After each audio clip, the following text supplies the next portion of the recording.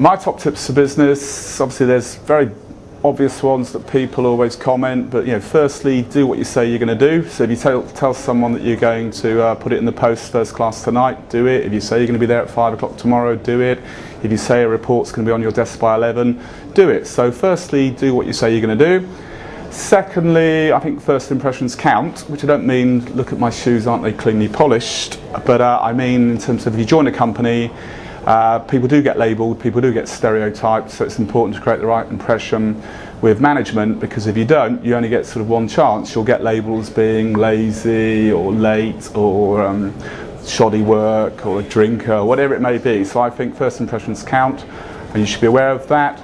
My third tip would be, in terms of the media, I think there's a tendency for people to change jobs too readily. People are always chasing the fast buck, and there's always an assumption the grass is greener. Whereas in my experience, it's better to find the right company and stay with the right company, preferably a company that's a growth company, so you grow with it. So I think particularly in the digital market, the online market of the last 6-7 years, people have changed jobs far too readily.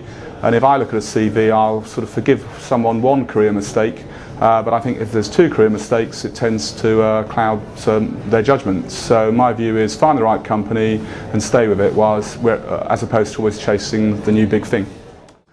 Embarrassing moments in business, well, I've always gone on the policy of people don't expect much of me, so I've never played the big wig, self-important, authoritative, so consequently when I make gaffes, people didn't expect anything other than that, because I've tended to play the fool and be low-key.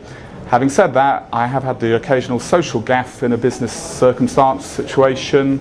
So for example, there was a magazine called Erotic Review, which was basically posh porn. It was up for sale, and they were coming in to see me, and I'd been warned that the editor was a charming, voluptuous lady, and she was bringing an erotic review, and I was going to look at the numbers.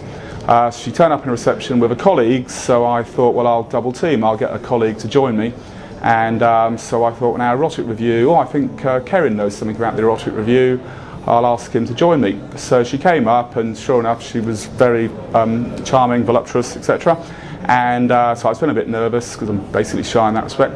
And so I introduced Kerrin. I said, I hope you don't mind, I've got Kerrin with me, because he has come across your magazine before.